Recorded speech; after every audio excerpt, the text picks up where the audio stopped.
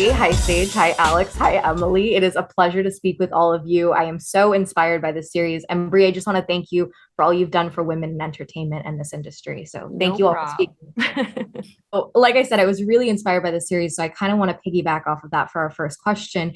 Is there something that you felt inspired by on the set or by each other while doing this project? Yeah. The better question is what didn't inspire us. This is such an incredible group of individuals, like the heroes, Brie, and everyone on the production team. And I feel like growing up gave us such a great platform to share very intimate parts of ourselves with each other and build connections that most people don't get the opportunity to build in the way that we did. And so I was constantly inspired by everyone who was around me. And I think that I speak for all of us in saying that. Yeah. I love that. And, you know, I'm 22, so this was my perfect age. This was, you know, I'm Latina. It was just an amazing experience watching it. But I also had to reflect on the teen characters I've seen portrayed in the media and notice the differences. So I'm curious, is there a subject or any sort of story that you wish the media in entertainment and film would tackle more when it came to young people our age? Yeah, for sure. I think that unfortunately, my episode will serve as one of the, first representations of a young woman of color being queer and trans and growing up as such. And I definitely want to change that. There were moments on set when, in between takes, I would go to the bathroom and somebody on the production team would stop me and say, "Thank you so much for sharing this story." Even to moments where, the two of us are sharing tears and, this is from behind masks and all of the protections that were on set. And there was such a lack of, it wasn't a clinical environment. And I'm really excited for that tangibility, that emotional tangibility to transfer through the television screens, through the laptop screens to people across the world, because this is going to change the world for a lot of people as it has for all of us. Yeah. This is sort of a two-part question, but Brie, for you, is there anything you tell your younger self around this age? And then Alex, Emily, Sage, is there anything that you hope your peers learn from your story? I wish I just knew that I was perfect the whole time and I didn't forget who I was and think that I needed to change to make myself lovable, that I was totally lovable and perfect the whole time. I love that.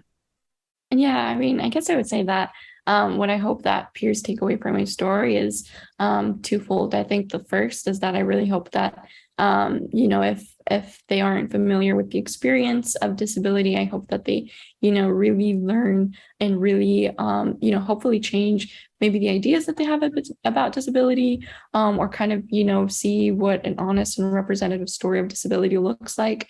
And secondly, I really hope that, young people from all across communities that they learn that, being different and, being empowered by our vulnerability and just and having different journeys is so incredibly empowering and beautiful. And yeah, I just hope that young people know to embrace our differences and our strengths.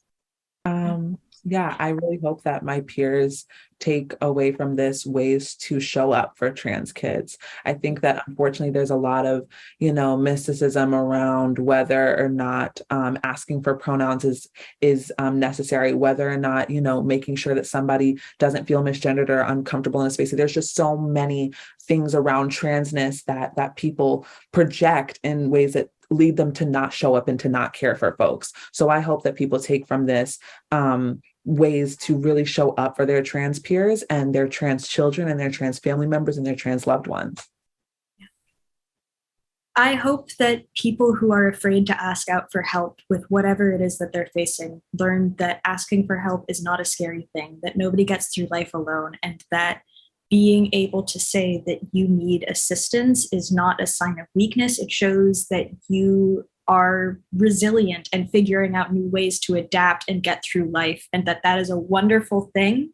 And also to anyone out there who feels like they are ostracized, isolated, sad, whatever in their community, that the world is wide and there is so much love out there for you. Oh my gosh. I feel like just clapping for all of you. Huge congrats on this series. It is so incredibly special. And thank you for sharing it with the world. Hi, Yara. Hi, Sophia. My name's Sophia Hi. Ongele with the Nerds of Color, and I am so excited to be speaking with both of you. Thank you so much for taking the time today. Yes, absolutely. So, to start off, I felt so inspired by this show and by all the different stories. So, I'm curious, is there a way you felt inspired on set by either each other or just playing out, these incredible stories back to back? Yeah. I'll keep mine brief. There's so much to say about how special the set space was. I was really lucky that Sophia was down for me to be a director for her episode because we had so much in common. And I think for me, there was that moment of realizing how inspiring it is, where it's like my generation inspires me regularly, and it's cool to look every direction and see people doing such incredible things. And I feel like the heroes, Sophia absolutely included, was just an example of that. And so as a young person, it was just kind of necessary in terms of timing. We were in a crazy point in our worlds, like we're never not, that it was really cool to see a ton of young people just doing such incredible things. And then the set environment was the same, where it was just like so many incredible people that were really collaborative and really inspired. I think the entire experience was so refreshing because it was after just being isolated in my room for Yeah. half, which was absolutely awful. And I think that like while I was a little bit scared, like going into it for the first time, once we had our roundtable with all the heroes, because that was before I had shot my individual episode, it like felt like this like deep release, and that like I can live my truth because there's all these other people that are actively living their truth. And we've gone to these spaces where we're substantially more comfortable. That's a byproduct of us sharing these stories. Additionally, just to echo what Yara said, like the on-set experience was so remarkable because everyone around me looked, if not like me, looked like people who do not echo the typical Hollywood that people expect to see behind the camera, which was so remarkable. And then additionally, having like someone like Yara as my director was so amazing because it's like having someone who's doing the damn thing, and it's like also owning doing the damn thing, right? And I feel like oftentimes, like as Black women who feel the need to overcompensate, I feel like being in that environment with someone who gets it was also really amazing. There are so many different portrayals of teens in television and film. So I'm curious for both of you, is there something you want to see more of when it comes to young people and their stories in terms of representing the realness of them rather than the perfect life or, stuff like that? I mean, you nailed it in the question, and I think it's what makes the series so exciting. It's about seeing a whole human being.